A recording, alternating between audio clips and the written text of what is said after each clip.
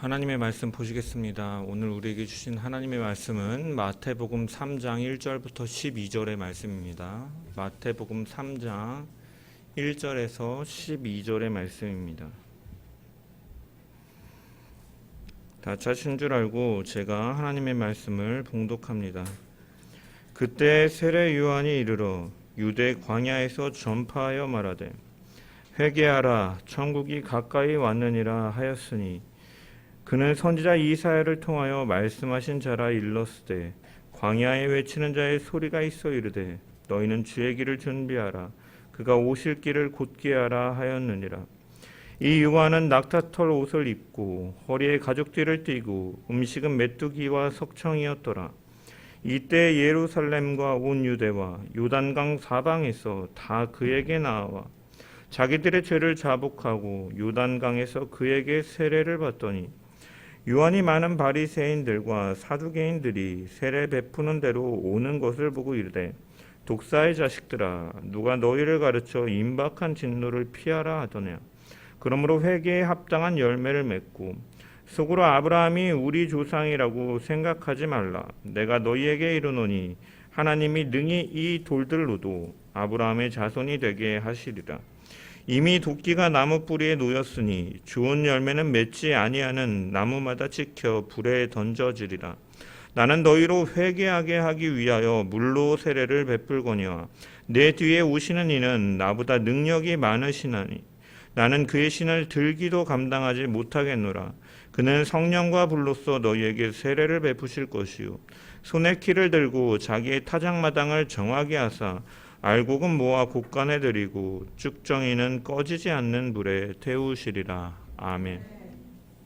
말씀을 통한 주의 은혜와 평강이 우리 모든 자들 가운데 넘치기를 축원합니다. 오늘은 교회력으로 대림절 두 번째 주일을 보내고 있습니다. 이 대림절은 지난주에 말씀드렸던 것처럼 이제 성탄 전에 이제 4주 동안 아기 예수님의 오심을 기억하고 그 은혜에 감사하며 또한 다시 오실 주님을 기다리는 절기다라고 말씀을 드렸습니다. 우리는 이 시간을 보내면서 우리는 사실은 매일매일 그렇게 살아가야 되지만 또한 인간은 쉽게 잊는 존재이기 때문에 우리가 이렇게 교회력으로 절기를 정해서 지키는 것이죠. 우리는 이 기간 동안 우리의 죄를 더욱더 자복하고 깨끗한 마음으로 주님을 맞이하기 위해 순종과 겸손함으로 이 기다림의 시간을 가져야 될 것입니다. 이 대림절에 관련된 예전으로 이제 우리 교회는 하고 있지는 않지만 이제 초를 4개 혹은 5개를 두고서 이제 주일이 지날 때마다 초를 하나하나씩 불을 켜는 이러한 의식이 있습니다. 초를 켜는 것은 이제 유대인들이 절기 이 하누카라는 절기에서 유래된 것인데 이 하누카라는 절기는 어떻게 생겨난 것이냐면 이제 주전 168년에 이제 시리아 왕이었던 안티오쿠스 에피파네스라는 왕이 있습니다. 그 사람이 이제 남부 이집트를 기반으로 한 왕조와 이제 싸우다가 이제 로마의 개입으로 인해 전쟁에서 실패하고 돌아가는 중에 이제 유대인들이 반란을 하고 있다라는 소식을 접하여 듣고 그들이 이제 예루살렘을 치게 되죠. 예루살렘을 치면서 이제 예루살렘 성전에서 이제 어떠한 일을 벌이냐면은 유대인들은 돼지를 부정하게 여기잖아요. 이 부정한 짐승 돼지의 피를 가지고 제우스 신에게 제사를 드리는 일을 갖습니다. 이것이 유대인들에게 굉장한 반발을 일으키게 되고 이제 마카비우스 형제라는 이러한 사람들을 통해 중심으로 해서 이제 유대인들의 이제 전쟁이 발발하게 되는데 이 전쟁이 마카비 전쟁입니다. 그래서 이 마카비 전쟁을 통해서 이들이 이 예루살렘 성전을 수복하고 이 더럽혀진 성전을 정화시킨다, 정결케 한다라는 의미에서 이 정결한 감람유, 올리브 기름을 가지고 촛대에 불을 밝히는데 원래는 기름이 하루치만 있었는데 하나님께서 역사하셨는지 이 불이 꺼지지 않았다라는 일이 있었다라고 합니다. 그래서 유대인들은 이 성전의 이 정결함을 회복한 이때의 일을 기억하면서 감사하기 위해서 이 하누카라는 절기를 만들었고 이제 8일 동안 촛불을 밝히는 일을 그들이 가져왔는데 풍습을 가졌는데 이것이 이 대림절에 초를 밝히는 이 의식에 유래된 것이 아닌가라고 해석을 하죠. 그 중에 두 번째 주일에 켜는 초를 이제 참회의 초다라고 이야기를 합니다. 나의 부정한 이 모습을 회개하고 이 그 죄인된 모습 속에서 이 땅에 오신 예수 그리스도를 찾는 의미를 담고 있다라는 것이죠. 그런데 우리가 이 사실 초를 켜는 거는 어떻게 보면 그 상징적인 의미이고 조금 더 이 회개, 이 나의 죄인됨을 고백하며 주님께 나아가는 이 회개를 직접적으로 상징하는 예식이 있는데 그것이 무엇입니까? 바로 세례이죠. 세례는 헬라어로 이 밥티스마라는 단어인데 이 씻는다 혹은 깨끗하게 한다라는 이 밥티조라는 말에서 변형된 말로 이 물을 사용해서 정결케 한다라는 의식입니다. 오늘 본문에 등장하는 요한은 이제 이 예수님 오실 것을 미리 준비하여 회개를 외쳤고 그가 세례를 준 대표적인 인물이다라고 할 수가 있죠. 이 세례 요한은 예수님 오시기 전 이미 700년쯤에 이사야 선지자 이 구약의 예언을 통해서 예언된 사람입니다. 그래서 마태는 그를 가리켜서 3절에 이렇게 기록하고 있죠. 그는 선지자 이사야를 통하여 말씀하신 자라. 일러스되 광야에 외치는 자의 소리가 있어 이르되 너희는 주의 길을 준비하라 그가 오실 길을 곧게 하라 하였느니라. 이 말씀은 구약 성경 이사야 40장 3절의 말씀을 인용하고 있는 것입니다. 근데 여러분 이사야 40장은 어떠한 내용을 담고 있느냐? 이사야서 1장부터 39장까지의 메시지와는 조금 다르게 이제 그 전까지는 이제 하나님의 진노와 너희가 바벨론으로 포로로 끌려갈 것이다 이런 경고적인 메시지가 이제 39장까지 있다면 이제 40장에는 이제 바벨론 포로로 끌려간 이스라엘 백성들을 향해서 울려 퍼지는 위로의 메시지예요. 위로의 메시지. 그래서 이 시기 39장부터 이제 39장까지와 40장에 이제 기록된 시기가 다르다라고 이사야서를 연구하는 학자들도 이야기를 하는데 이 유다 백성들은 이 정복당하고 바벨론으로 포로를 끌려갔습니다. 그리고 이제 이 포로기를 보낸 후에 마지막으로 고국으로 되돌아오는 시기쯤에 이사야서 40장이 이제 기록되었다, 그들에게 선언되었다라고 해석을 하는 것이죠. 그들은 예루살렘 성전이 어떻게 보면은 파괴되고 그들이 어떻게 보면은 정복됨을 통해서 그 에스겔 선지자는 이것을 어떻게 표현하면 하나님의 병거가 하나님의 영광이 이제 예루살렘 너희들의 죄악으로 인하여서 하나님이 성전 밖으로 나가셨다, 예루살렘 밖으로 나가셨다, 멀리 떠나셨다. 이것은 무엇을 의미합니까? 하나님이 전쟁에 지신 것이 아니라 너희의 죄로 인하여 떠났고 너희는 유기되고 버림되어서 포로로 끌려갔다라는 것을 선언하는 메시지죠. 이스라엘 백성들은 유기되었고 예루살렘은 바벨론에 의해 점령당하고 파괴되고 유린되었습니다. 그렇기 때문에 여러분들 이들이 다시 돌아갈 그 땅은요, 이들에게 있어서 어떠한 땅입니까? 피폐하고 깨지고 상처 입고 슬픈 마음 가운데 있는 땅이다라는 것이에요. 그런데 하나님께서는 이제 돌아갈 그들을 향해서 약속한 시간이 되었고 너희는 돌아갈 것이고 하나님은 그들과 함께 하실 것이다라는 임재를 선언하는 것이죠. 유기되었던 잠시 떠나셨던 하나님께서 다시 돌아오심을 통해 너희와 함께 하실 것이다. 너희와 함께 하심으로 너희를 위로하실 것이다. 너희가 회복될 것이다라는 위로의 메시지가 바로 이사야 40장에 담겨 있는 것입니다. 이 3절은 그 메시지를 이 메시지를 전할 예루살렘의 마음에 닿도록 할 사람을 찾고 계신 것이고 그 길을 너희는 준비하라, 예비하라. 그 길을 하나님께서 함께 하심을 너희는 선포하라라고 말씀하고 있는 것이죠.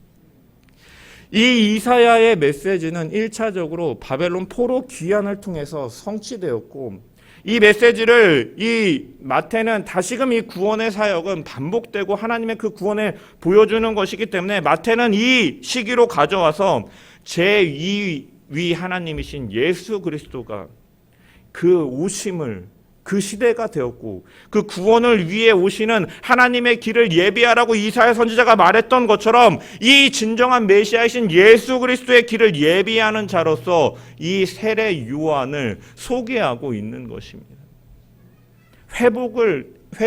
회복하실 것을 앞서서 그것을 주의 길을 예비하는 자로서 세례 요한을 소개하는 것이죠. 따라서 우리는 오늘 말씀을 통해서 구원을 위해 오시는 그 주님을 예비하였던 세례 요한처럼, 또한 그의 메시지를 통해서 다시 오실 주님을 기다리는 자들이 어떻게 그 길을 기다리며 예비해야 될 것인가, 준비해야 될 것인가, 우리는 분명하게 발견할 수 있다는 것입니다. 고대에는 왕이 행차할 때 그에 앞서서 전령을 보내는 관습이 있었습니다.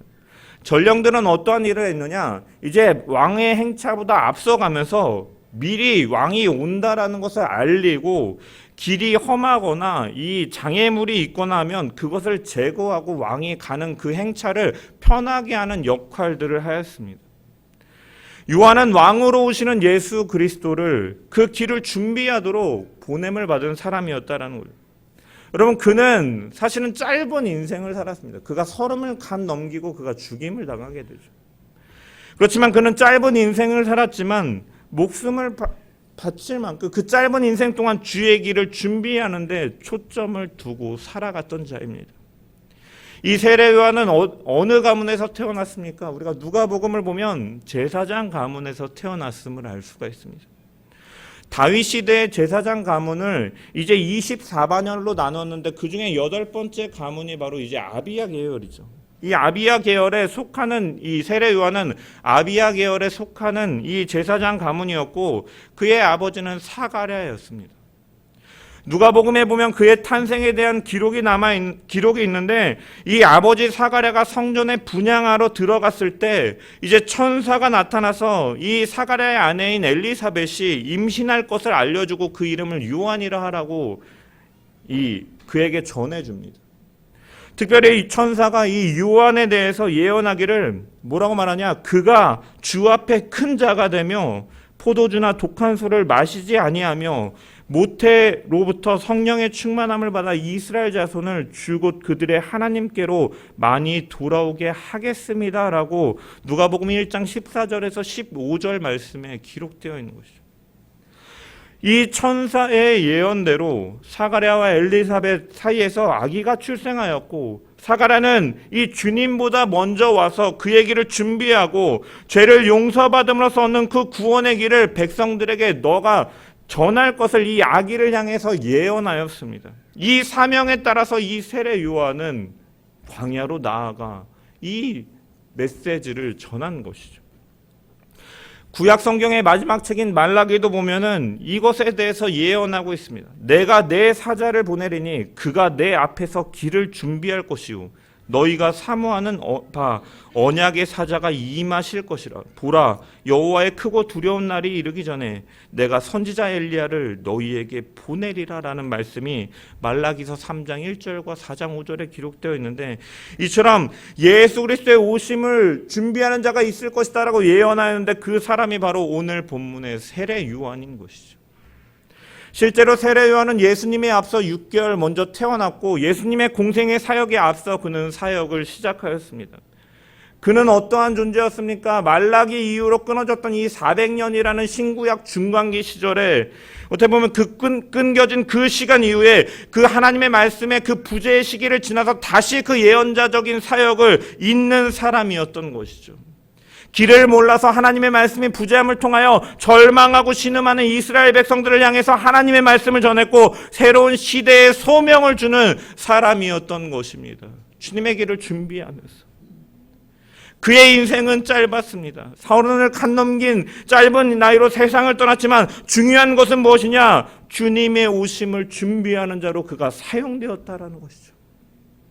마찬가지로 하나님께서는 광야와 같은 세상 속에서 다시 오실 주님을, 그 그리스도의 재림을 준비하는 자들, 이스라엘을 향해서, 예루살렘을 향해서 하나님의 임재와 회복을 전할 그 자들을 찾고 계시고, 그러한 역할을 감당해야 될 것이 바로 오늘날 예수를 믿는 하나님의 자녀, 하나님의 성도가 되어야 될 줄 믿습니다. 세례 요한은 광야에서 이 메시아의 오심과 회개를 선포했던 것처럼 우리는 이미 오셨고 다시 오실 주님을 선언하며 나아가야 되는 것입니다. 우리가 이 땅에서 사는 동안 남들이 보기에 훌륭하고 선한 삶을 사는 것도 중요하지만 가장 중요한 것은 바로 이 주님의 길을 준비하는 자의 삶으로 사는 것입니다. 예수님께서는 예루살렘에 입성하기 전에 제자들에게 한 가지 명령을 내리셨습니다. 저 건너편 마을에 가서 가보면 아무도 타본 적이 없는 나귀 새끼가 있을 것인데 그 새끼를 풀어서 가져오라라고 명령하셨습니다.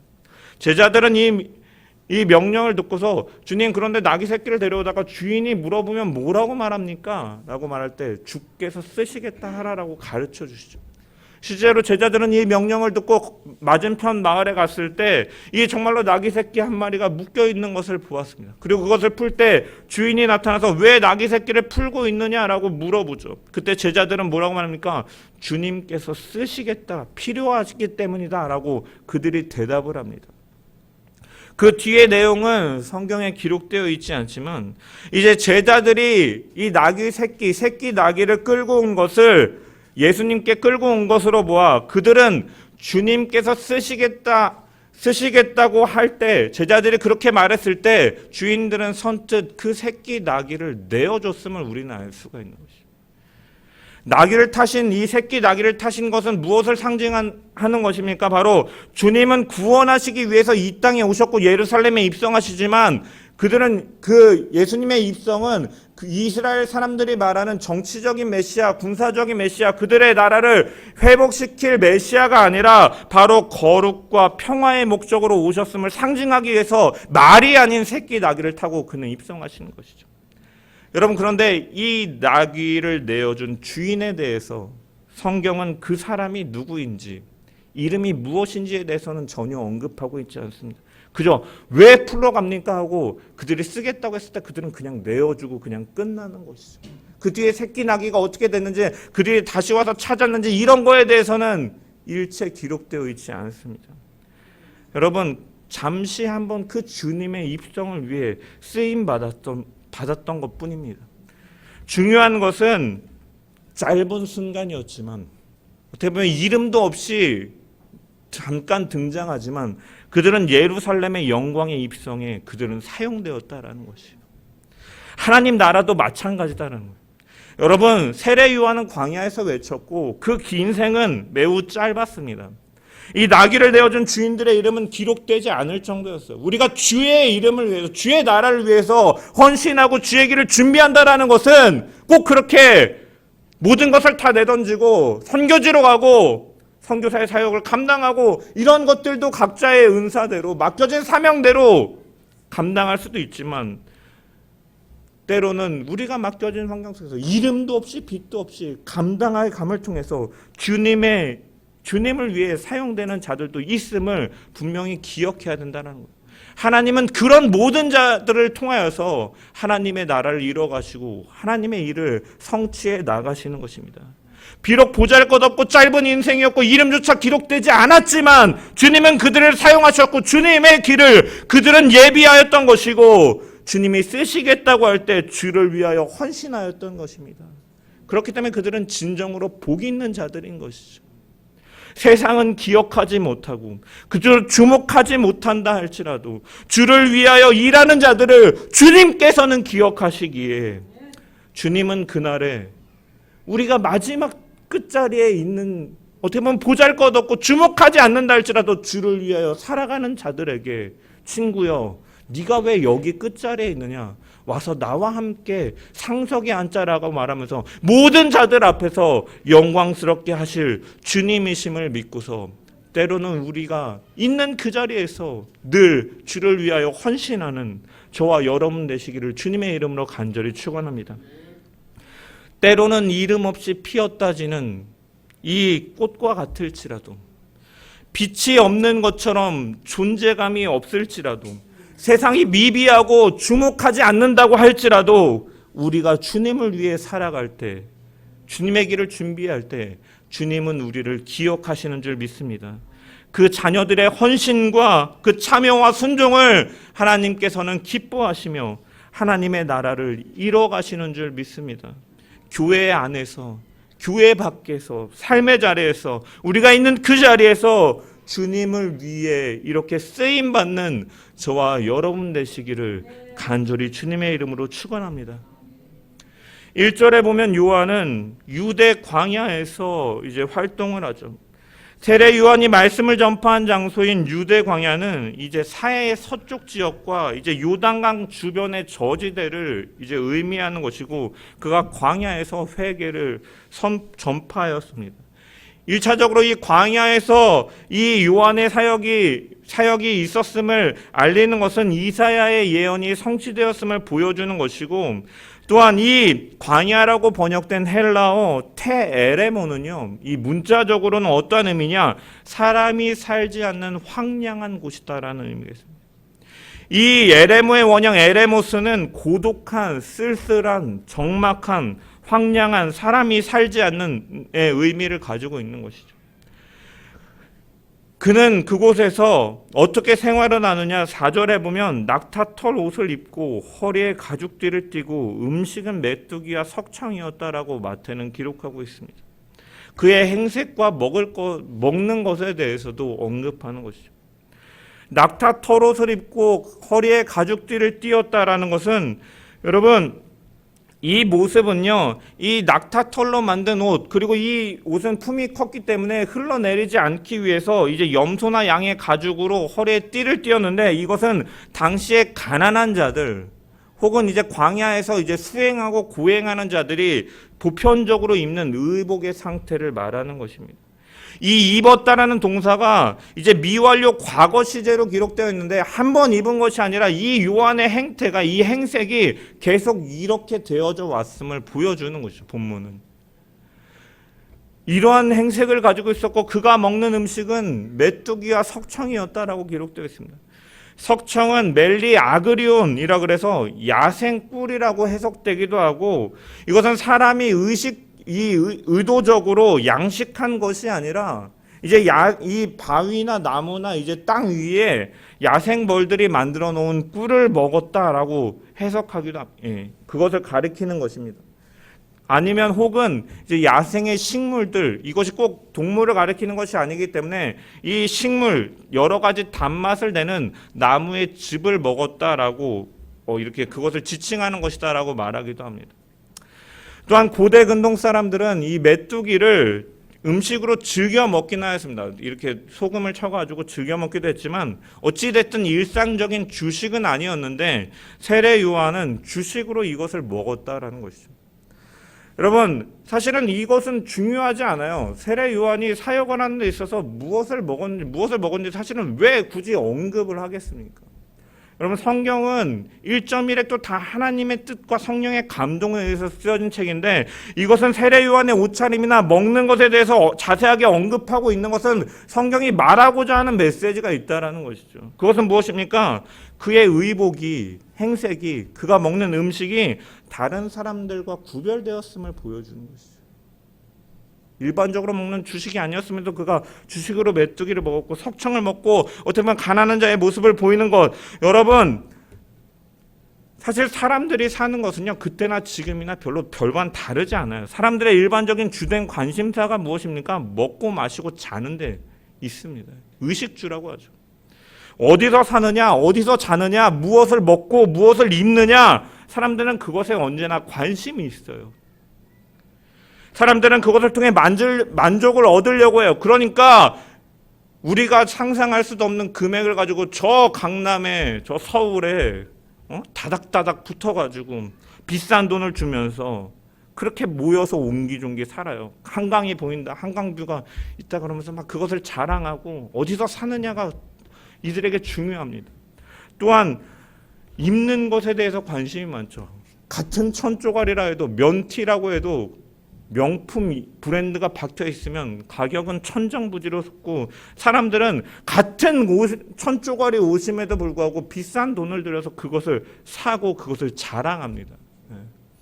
지금 남자들이 자랑하는 그 허세 사진 중에 하나가 이렇게 좋은 시계를 차고 자동차 브랜드가 이렇게 나오는 핸들을 이렇게 같이 찍는 게 한때 한참 유행했다 그래요. 막 뭐 무슨 옷을 입는지 막 그런 거를 보여주는 거. 여러분, 한 끼 먹는 것도 입을 즐겁게 하기 위해서 막 큰 돈을 들여가지고 사람들은 먹고 자랑하는 시대예요. 그때나 지금이나 마찬가지다라는 거예요. 사람들은 먹는 거, 입는 거, 어디서 사는가 이런 거에 관심이 있다라는 거예요. 그런데 성경은요, 세례 요한이 옷차림과 그 먹는 것, 그가 활동한 영역을 언급하는 것은 그가 사람들의 주된 관심사였던 의식주를 초월하여서 하나님께로부터 받은 사명과 말씀을 쫓아 살았다라는 것을 분명하게 보여주는 것입니다. 그것에 대한 외적인 표시로서 그가 이러한 옷을 입었고 이러한 음식을 먹었다라는 것이죠. 이 음식 자체를, 이 메뚜기와 석청을 먹고 옷을 가난하게 입은 것 자체가 아니라 그 안에 담겨 있는 그런 것을 초월해서, 의식주를 초월해서 하나님의 사명과 말씀을 쫓아 살았다는 것을 드러내기 위해서 마태는 이렇게 기록하고 있는 것입니다. 세상에 관심을 두지 아니하고 하나님의 말씀을 쫓고 세상에 관심을 두지 않고 살았다라는 그 정체성이 외적으로 드러나는 것을 보여주는 것이죠. 여러분, 이 세례 요한은요, 제가 앞서도 말했다시피 제사장 가문의 사람이에요. 이 당시 제사장들은 권력과 결탁하여서, 정치와 결탁하여서 상당히 윤택한 삶을 살 수 있는 사람들이었습니다. 하지만 그는 모든 것을 가질 수 있고 이 땅의 것으로 만족할 수 있는 환경이었지만 그는 그것을 쫓는 것이 아니라 하나님의 말씀을 쫓고 그 사명을 쫓는 일에 최선을 다해 살아갔던 것이죠. 우선적으로 살아갔던 것이죠.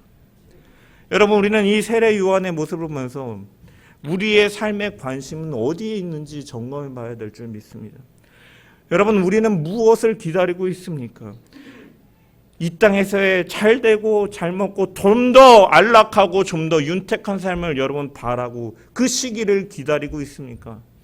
아닙니다. 우리가 진정으로 기다리고 바라야 되는 것은 하나님의 나라, 하나님의 통치, 하나님의 말씀과 하나님의 뜻이 하늘에서와 같이 이 땅 가운데 이루어지기를 우리는 소망하며 그것을 우선으로 쫓고 살아가야 될 줄 믿습니다.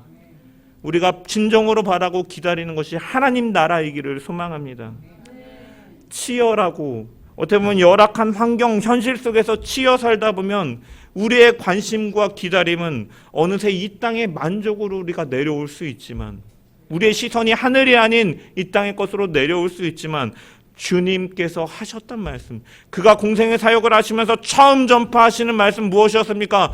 회개하라, 천국이 가까워 왔느니라라고 말씀하신 것처럼, 이 하나님 나라를 선포하시고 가르치셨던 것처럼 여러분, 우리는 하나님 나라를 늘 우선적으로 소망하며 기다리며 살아가야 되는 거죠. 그리고 이 기다리며 살아간다는 것은 여러분, 그날 지난주에도 말씀드렸지만 그 한 시점, 죽고 나서 가는 그 완성된 하나님의 나라만을 바라보는 것이 아니라, 죽어서만 가는 것이 아니라 하나님의 나라는 여기 있다 저기 있다 할지 너희 마음속에 있다라고 주님은 말씀하셨는데, 이것은 무엇입니까? 하나님의 통치, 믿음으로 말미암아 하나님의 자녀가 되고 그 믿음으로 살아가는 그 자리가 바로 하나님의 나라가 이미 임하였고 아직 완성되지 않은 하나님의 나라를 주님께서 말씀하신 것이죠. 하나님의 통치가 있는 이곳이 이미 하나님의 나라다라는 거예요. 내가 이 땅에서 사는 동안 하나님의 뜻을 기억하고 하나님의 말씀을 쫓고 하나님의 공의와 인애를 이 땅 가운데 선포하면서 예수 그리스도를 증거하는 복음으로 살아가는 것이 하나님의 나라를 세워가는 하나님의 자녀요, 하나님의 말씀을 쫓는 자의 삶인 줄 믿습니다. 그것이 바로 주의 길을 준비하는 자의 모습입니다. 우리가 우선순위로 하나님 나라를 두고 살아가는 저와 여러분 되시기를 간절히 주님의 이름으로 축원합니다. 세례 요한은 주의 길을 준비하며 회개의 메시지를 선포하였습니다. 2절에 보면 회개하라, 천국이 가까이 왔느니라 라고 말하였고, 6절에 보면 자기들의 죄를 자복하고 요단강에서 그에게 세례를 받더니 이 죄를 자복하게 하였고, 8절에 보면 회개에 합당한 열매를 맺으라라고 그는 외쳤던 것입니다. 하나님 나라에 합당한 자의 그 사람이 되기 위해서 행해야 될 것이 무엇입니까? 하나님의 통치를 위해서 행해야 될 것이 무엇입니까? 우리의 죄를 회개하고 회개에 합당한 열매를 맺어야 한다라는 데 이 메시지가 담겨 있는 것입니다. 여러분, 회개라고 번역된 헬라어 메타노에이테라는 것은, 이 단어의 원형은요 메타노에오라는 이 단어인데, 이 이동하다, 변화하다라는 의미의 이 전치사 메타와 이 마음으로 이해하다, 숙고하다라는 이 동사 노에오가 합성된 단어입니다. 그러니까 자기의 마음을 바꾸다, 자기의 마음이 이동되다, 자기가 행한 것에 대해서 유감스럽게 여기다라는 의미를 가지고 있는 것이죠. 주의할 것은, 여러분, 회개라는 것은 우리가 일반적으로 생각하는 그 이미지, 단순히 예수님 이 교회에 나와서 우리가 잘못된 것들을 나열하고 머리로 후회하는 것이 회개가 아니라, 자신의 마음과 의지를, 자신의 생각과 행동과 이러한 열매들이 하나님께로 돌이키는 것을 포함한다라는 것입니다. 방향을 바꾸는 것입니다. 덧붙여서 이 단어가 현재 시제로 기록되어 있죠. 메시아를 맞이하는 사람은, 기다리는 사람은 언제나 현재로서 자기의 죄에서 돌이켜 회개하는 심령으로 살아가는 자임을 말하는 것이죠. 구원파와 같이 어느 시점에 회개하고 주님을 영접하다, 그날과 그때 이후로는 네 마음대로 살아라라는 것이 아니라, 주님을 기다리는 자로서 주님을 메시아로 영접한 자들은 오늘 현재 그 자체에서 늘 자신의 죄악됨을 바라보면서 늘 끊임없이 회개하고 돌이켜서 하나님을 향하여 방향을 나아가는 자들이 바로 회개하는 자들인 것입니다. 세례 요한은 본문에서 구체적으로 어떤 죄에 대해서 말씀하고 있느냐, 세례 요한이 외친 말씀은 이사야서 40장 3절의 말씀을 3절과 4절의 말씀을 인용한 것이다라고 말씀을 드렸습니다. 외치는 자의 소리여 이르되 너희는 광야에서 여호와의 길을 예비하라. 사막에서 우리 하나님의 대로를 평탄케 하라. 골짜기마다 도두어지며 산마다 언덕마다 낮아지며 구르지 아니한 곳이 평탄케 되며 험한 곳이 평지가 될 것이요. 여러분, 앞서 말씀드렸다시피 이사야서 40장은요 이 포로 생활 중에 있는 이스라엘 백성들에게 예언으로 주신 말씀인 것이죠. 이스라엘 백성들은 이 당시에 어떠한 상황이었냐면, 스가랴 선지자의 그 말씀을 통해서 보면은 이들이요 오랜 포로 생활에 익숙해져 가지고 약속하신 땅에 대해서 그렇게 큰 소망을 두고 있지 않은 상태였습니다. 포로였지만 이제 익숙해져서 현실에 안주하고 있는 상황이었던 것이죠. 주님께서 맡겨주신 사명, 하나님 나라를 이루어가는 것에 대해서 그들은 잊어버린 상태였다라는 것이, 이런 그들을 향해서 하나님께서는 이사야 선지자를 통해서 예언하신 것입니다. 여러분, 실제로 이 스가랴 선지자에 의하면 포로 귀환 때 약속의 땅으로 돌아간 사람들은 그렇게 많지 않았음을 보게 됩니다. 본문은 또한 이 말씀을 가지고 세례 요한은 이 누구에게 회개하라라고 말하고 있습니까? 바리새인들과 서기관들이 이 세례의 자리로 나왔을 때 여러분 그들을 향해서 외쳤다라고 본문은 증언하고 있습니다. 여러분, 바리새인들과 서기관들이 그 자리에 왜 왔을까요? 그들은 아마 두 가지로 해석할 수가 있는데, 첫 번째로는 그들이 실제로 세례를 받기 위해서 온 것은 아니다라고 해서, 그저 사람들이 많이 모이니까 무슨 일이 벌어지고 있는가를 보기 위해서 온 것일 수 있습니다. 왜? 누가복음을 통해서 우리가 계속 살펴본 것처럼 바리새인들과 서기관들은 자기의 의를 자랑하는 사람들이었거든요. 나는 저 세리 같지 않음에 감사합니다 외치면서 사람들에게 보이기를 즐거워하면서 기도하였고, 구제도 자신들의 의를 드러내면서 하기를 즐겨하는 사람들이었던 것이죠. 이 사람들은 어떠한 생각을 갖고 있었습니까? 나는 아브라함의 후손이니까 당연히 하나님의 백성이다, 구원받을 것이다. 그래서 세례 요한은 이들을 향해서 하나님께서는 돌들로도 아브라함의 후손으로 만드실 수 있는 분이기 때문에 너희가 아브라함의 후손인 것을 자랑하지 말고 합당해져라라는 거죠. 회개하라는 것입니다. 여러분, 그들은 이 땅에서의 삶에 안주하면서 자기가 하고 있는 것에 만족하면서 안주하고 있었다는 거예요. 바리새인들과 서기관들도. 이사야 40장의 이 대상의 말씀들도, 이 이스라엘 백성들도 포로기 생활에 안주하면서 그들이 돌아갈 것을 더 이상 그렇게 사모하지 않은 이스라엘 백성들을 향해서 말하고 있다는 것입니다. 여기서 말하는 죄는 그렇기 때문에 현실에 안주하여서 심령의 가난함을 잊어버린 자들에게 회개하라라고 촉구하는 메시지이기도 하다라는 것이 이 세례 요한의 메시지는, 자신의 죄인됨을 진정으로 알고 고백하지 못하고 안주하는 자들을 향해서 너희는 다시금 깨어라, 하나님의 말씀 앞에 바로 서고 너희의 죄인됨을 바라보고 회개하며 방향을 돌이켜서 나아가라라는 것이죠. 지금 있는 그 자리에서 안주하지 말라라는 것입니다. 그것이 죄라고 말하고 있기도 하는 것이죠. 여러분, 이 메시지는요, 신앙생활을 하고 있는 오늘날 우리에게도 던져주는 메시지이기도 합니다. 여러분, 오랜 신앙생활을 하면서 어느새 우리도 안주하고 있지는 않습니까?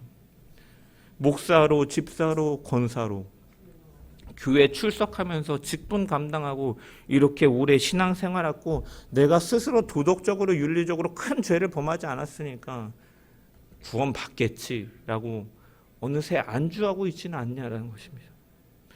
어느새 우리는 현실에 안주하면서 부끄러운 습관들과 이 죄의 문제들을 어느새 타협하면서 당연시하게 여기고 있지는 않냐라는 것입니다. 무감각해지고 있지는 않냐라는 것이죠. 우리는 하나님의 은혜로 구원받은 자들이지만 실상은 죄악 중에 잉태된 자요, 아직도 우리 속에 있는 불법에 의해 날마다 그 유혹에 넘어가는 존재들이기도 함을 우리는 늘 기억해야 될 것입니다. 우리는 바리새인들과 서기관처럼 죄에 대해서 무감각하며 하나님의 예정과 선택에 의해 택함 받은 백성이기 때문에 아무렇게나 살아도 구원받는다라는 잘못된 선민의식에 사로잡혀 있는 것이 아니라 죄에 대하여 늘 깨어있고 민감하며 죄인 중에 괴수라고 고백하였던 바울과 같이 자신을 늘 점검하고 진정으로 뉘우치며 잘못된 이 자리와 습관으로부터 돌이켜 하나님께로 늘 나아가는 회개하는 저와 여러분 되시기를 주님의 이름으로 간절히 축원합니다. 주님의 구원하심은 오늘의 안주하고 종교 생활로서 그저 교회만 왔다 갔다 하라고 우리를 선택하여 구원하시지 않으셨습니다. 하나님 나라가 필요한 사람에게 주님은 오셨고 우리의 죄악됨을 십자가를 통하여 바라보게 하시고 그분의 은혜가 얼마나 큰지를 깨달아 알게 하심을 통해서 하나님이 이 죄를 얼마나 싫어하시고 심판하시는 분이신가 알게 함을 통해서 하나님을 기쁘시게 하는 삶을 자리로 나아감을 통해 이 죄와 끊임없이 싸우도록 주님은 우리를 구원하셨다라는 것을 기억하면서 우리가 깨어있고 현실에 안주하고 종교 생활에 젖어들어 사는 삶이 아니라 늘 회개하는 살아있는 신앙으로 살아가는 저와 여러분 되시기를 주님의 이름으로 간절히 축원합니다. 이것이 바로 주님을 기다리는 자의 신앙인 줄 믿습니다. 또한 마지막으로 주님을 기다리며 우리는 주님을 나타내며 살아가야 될 줄 믿습니다. 11절에 보면 세례 요한은 나는 너희로 회개하게 하기 위하여 물로 세례를 베풀거니와 내 뒤에 오시는 이는 나보다 능력이 많으시니 나는 그의 신을 들기도 감당하지 못하겠노라. 그는 성령과 불로서 너희에게 세례를 베푸실 것이요. 세례 요한은 이 당시에 많은 어떻게 보면 충격을 가져오고 사람들은 요한으로 나와왔고 따랐음을 보게 됩니다. 하지만 그는 그 영광 자체에 심취한 것이 아니라 자신의 정체성을 분명히 알고 있었다는, 자기는 그저 길을 준비하는 자일 뿐이고 진정으로 오시는 메시아에 대해서 그는 나타내고 가르쳤던 것을 보게 됩니다. 세례 요한은 무리들에게 능력이 많으시니 불과 성령으로 세례를 베푸실 이가 온다라고 분명히 증거하였던 것입니다. 주님을 나타내었던 것이죠. 자신의 삶을 통해서 예수 그리스도의 길을 준비하고 주님을 나타내는 삶을 살았던 것입니다. 이것이 바로 주님의 길을 준비하는 자의 모습인 것이죠. 우리도 성도로서 이 땅 가운데 살아간다라는 것, 주님의 재림을 기다리며 살아간다라는 것은 어떠한 의미입니까? 바로 우리의 말과 삶의 모습을 통해서, 믿음을 가지고 살아가는 삶의 자들의 모습을 통해서, 그의 말들을 통해서 우리는 다시 이 땅에 오시고 다시 오실 예수 그리스도를 드러내며 나타내는 자가 되어야 될 줄 믿습니다. 그것이 바로 주의 길을 준비하는 자의 모습인 줄 믿습니다. 다시 오실 주님을 기다리며 평화의 왕으로 오시는 그 예수 그리스도를, 그 길을 준비하는 저와 여러분 되시기를 축원합니다. 회개에 합당한 열매를 맺어 겸손하게 예수 그리스도를 제시하고 드러내는 저와 여러분 되기를 주님의 이름 축원합니다. 세례 요한과 같이 하나님의 나라와 하나님의 말씀과 하나님의 사명이 가장 우선이 되어 세속적인 것에 안주하고 만족하며 그것이 우선이 되어 살아가는 것이 아니라 하나님 나라를 늘 최우선에 두고 이 땅 가운데 하늘에서 하나님의 뜻이 이루어진 것 같이 땅에서도 선포되고 이루어지는 그 사명을 감당해 나가는, 다시 오실 주님을 증거하며 살아가는 주님의 길을 준비하는 저와 여러분 되시기를 주님의 이름으로 간절히 축원합니다.